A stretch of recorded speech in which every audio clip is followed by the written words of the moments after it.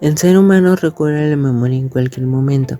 Esta capacidad está íntimamente vinculada al proceso cognitivo de ascenso-percepción, puesto a través de los sentidos evocamos recuerdos y somos capaces de recordar imágenes, sonidos, olores y sensaciones, entre otros, aunque los estímulos no siempre estén presentes. Por ejemplo, somos capaces de recordar el olor del perfume de la abuela sin necesidad de que ella esté presente. Podemos recordar el sabor amargo de la medicina que nos da mamá al estar enfermos, el color del uniforme que llevamos en el kinder, entre otros muchos más recuerdos. Definición. Bueno, empezaremos diciendo las dos definiciones de la memoria según la Real Academia Española. La primera es la facultad psicológica por medio de la cual retiene y recuerda el pasado. La segunda es el recuerdo que se hace o avisa que se da algo pasado. También tenemos que, según Byron y Moiston, 2009, Introducción a la Psicología, la memoria es la capacidad de recordar lo que hemos experimentado, aprendido e imaginado, al igual de conservar las experiencias pasadas y actualizarlas en momentos dados. De acuerdo con Bayamón, 1995, citado en Fuenmayor y Villamil, se necesita codificar la información, de modo que puedas formar una clase de representación mental. Una vez hayas hecho esto, se almacena esa información durante un cierto periodo de corto o mediano plazo, para posteriormente recuperarse. Entonces entendemos a la memoria como la facultad por medio de la cual se retiene y recuerda el pasado. Es la facultad por la cual se almacena el conocimiento que se tiene sobre algo y la interpretación que se hace sobre ello. ¿Por qué es importante la memoria? La memoria resulta un elemento fundamental en la vida de las personas en distintos aspectos.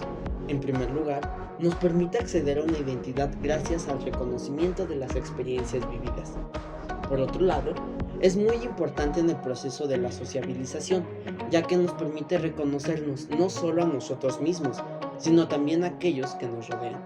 Además, el concepto de memoria se encuentra muy ligado al del aprendizaje.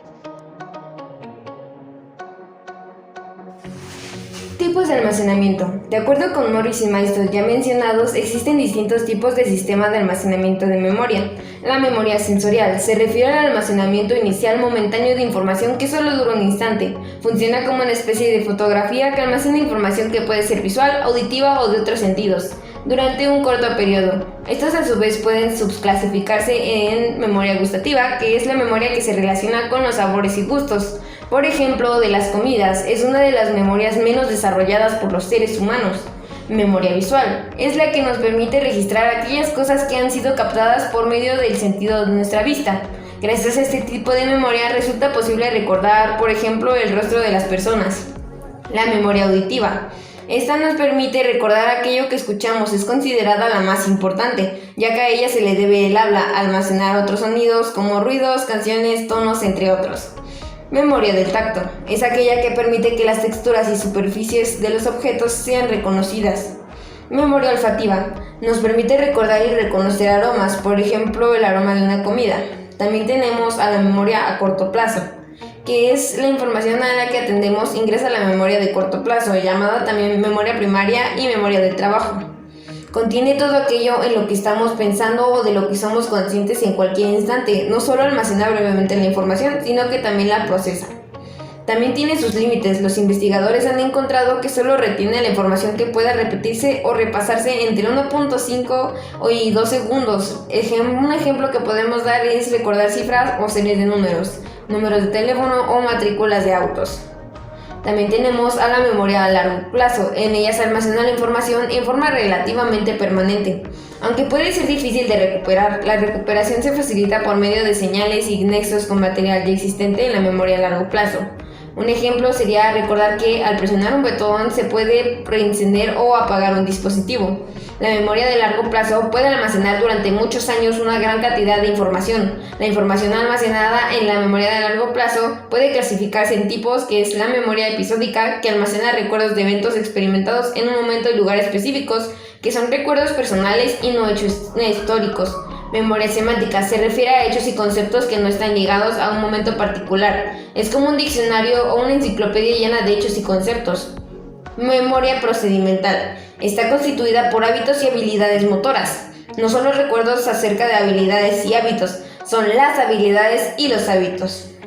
Memoria emocional. Comprende respuestas emocionales aprendidas a varios estímulos, todos nuestros amores y odios, nuestros temores racionales e irracionales, nuestros sentimientos de disgusto y ansiedad. Memoria explícita e implícita. Virtud de esas diferencias entre las de largo plazo, los que distinguen entre las cosas de las que tenemos conciencia de conocer y que podemos describir fácilmente y las cosas de las cuales no tenemos conciencia de conocer y que tampoco podemos descubrir con facilidad. Las fases de la memoria, según Truman, en 1919, tipo de memoria humana, son codificación.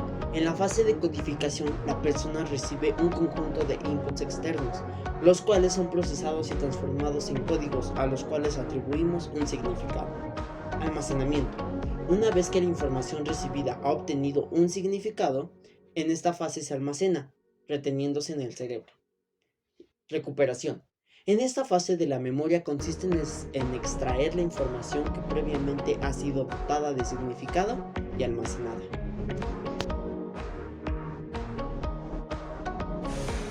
Trastornos asociados a la memoria. Al ser una función cognitiva tan compleja puede verse afectada de diferentes formas y por diferentes causas. Por una parte, puede producirse daños muy específicos debido a la doble disociación de los sistemas de memoria. Esto significa que se puede alterar un sistema manteniendo otro intacto. Por otro lado, la memoria puede alterarse a causa de una enfermedad neurodegenerativa, como la demencia y el Alzheimer, por daño cerebral adquirido, como traumatismos craneoencefálicos, ictus, infecciones y otras enfermedades, por problemas congénitos como parálisis cerebral o distintos síndromes, por trastornos psicológicos y del estado de ánimo como es la esquizofrenia o la depresión y la ansiedad, por el consumo de sustancias como drogas y medicamentos, etc. Además, también pueden encontrarse dificultades en algunos tipos de memoria en trastornos del aprendizaje como el TDAH, la dislexia o la discalculia.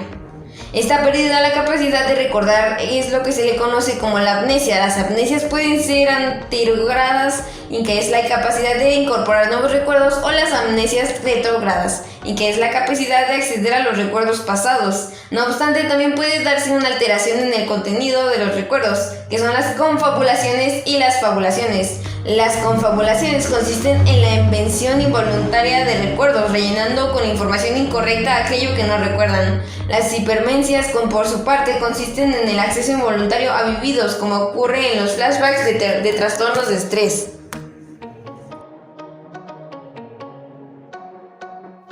Olvido. Para Brailovsky, la memoria y el olvido son un concepto inseparable de la memoria. Es una especie de recuerdo negativo porque para recordar algo hay que haberlo aprendido. El olvido consiste en la eliminación paulatina de un material que no ha sido utilizado y obedece a la necesidad de conservar un cierto equilibrio en el acervo de la memoria. Puesto que no podemos tener todo, van desapareciendo los datos más antiguos y menos importantes, dejando su lugar al material más reciente o vital. De acuerdo con Lupón, el olvido es una acción involuntaria, cuyo resultado es la incapacidad de evocar información adquirida. Esto puede deberse a varios motivos, como lo son un fracaso en la codificación de la información entrante por falta de atención, un deterioro en los almacenes de memoria por modificación, un fracaso en la recuperación de la información almacenada o alguna causa motivada para mantener el equilibrio emocional. De acuerdo con Morris y Maidstone, los factores que afectan al olvido son el tiempo, ya que a medida que transcurre el tiempo nos alejamos del momento en que ocurrió un suceso. El desuso. Cuando un músculo no es ejercitado, se atrofia. Lo mismo sucede con la memoria. Un conocimiento o experiencia que no viene a la memoria con frecuencia, lo olvidamos. Las interferencias. Los nuevos conocimientos y experiencias que adquirimos obstaculizan el recuerdo de aquello que se fijó antes en nuestra memoria. El carácter agradable o desagradable de las experiencias. En general recordamos mejor aquellas experiencias que han sido agradables y tendemos a olvidar aquellas que nos produjeron miedo o humillación. Efectos relacionados con la memoria. Hemos hablado del olvido, pero también es conveniente comentar algunos efectos o anomalías relacionadas con la memoria, que son efecto recencia. Se produce cuando la información que más se recuerda es la presentada al final. Efecto primacia. Ocurre cuando la información más recordada es aquella que se presentó en primer lugar. Efecto Google. Es la tendencia a olvidar parte de la información ya que podemos buscarla en internet cualquier dato que necesitamos. Efecto Mandela. Se produce un recuerdo que no ocurrió o se rememora de forma distorsionada. Déjà vu. Implica la sensación de ya haber vivido una situación. Jamais vu. Sucede cuando pasas por una situación que has pasado muchas veces. Actividades que nos ayudan a mejorar. Hay una gran cantidad de actividades que ayudan a mejorar o mantener el estado de nuestras funciones cognitivas, como la lectura, que leer es una actividad intelectual que demanda la implicación de procesos cognitivos, entre ellos, claro está, la memoria, además el aprendizaje en sí. Permite crear nuevas conexiones sinápticas y mejora nuestra reserva cognitiva. Los pasatiempos, los sudokus o sopas de letras son igualmente interesantes para ejercitar nuestro cerebro. Además de la memoria, se trabajan otras áreas como el cálculo o el lenguaje. Viajar, conocer nuevos lugares es a la par de una actividad muy interesante y placentera, saludable para nuestro cerebro, por lo estimulante que resulta la incorporación de nuevas experiencias. Pasear por la naturaleza, una actividad muy rica desde el punto de la vista sensorial. También es importante hacer hincapié en la que la salud cerebral tiene una gran dependencia con la cardiovascular. Mirar fotografías es una actividad muy evocadora que estimulará la recreación de episodios cercanos a la fotografía, dónde estaba, qué hacía, entre muchas más. Ordenar imágenes, presentar una serie de dibujos encima de la mesa, dejar un pasatiempo para memorizarlos. Señalar en el mismo orden. Se necesita un conjunto de dibujos, imágenes u objetos que son nombrados previamente de forma oral o por monitor. Mural de palabras o imágenes. Se colocan una serie de palabras o imágenes que deben ser memorizados durante un tiempo. Repetición de secuencias. Se trata de repetir secuencias de palabras o números. Una alternativa es repetir frases. Cuanto más larga y compleja, mayor sea su dificultad.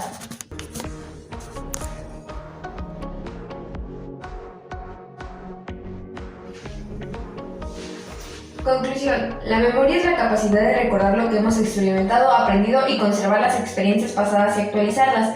Es la facultad de almacenar el conocimiento y las interpretaciones. Es importante porque nos ayuda permitiendo acceder a una identidad gracias al reconocimiento y el proceso de sociabilización. También nos permite reconocernos a nosotros mismos y a aquellos que nos rodean. Además, está muy ligado al aprendizaje. Hay distintos tipos de sistemas de almacenamiento. Memoria sensorial, que solo dura un instante y funciona como una especie de fotografía a través de los sentidos, y se subclasifica en memoria gustativa, memoria visual, memoria auditiva, memoria táctil y memoria olfativa. Memoria a corto plazo, la información a la que nos atendemos y también la procesa y es limitada. La memoria a largo plazo, que es relativamente permanente y puede almacenar durante muchos años una gran cantidad de información y se puede clasificar en memoria episódica, memoria semántica, memoria procedimental, memoria emocional y memoria explícita. Las fases de la memoria son codificación, que es procesador de un código al que se le da un significado después, almacenamiento, retener en el cerebro para después, recuperación, extraer la información, y la memoria, al ser una función cognitiva tan compleja, puede verse afectada de diferentes formas y por diferentes causas. Puede ser una enfermedad neurodegenerativa por daño cerebral adquirido, por problemas congénitos, por trastornos psicológicos y del estado de ánimo o por el consumo de sustancias.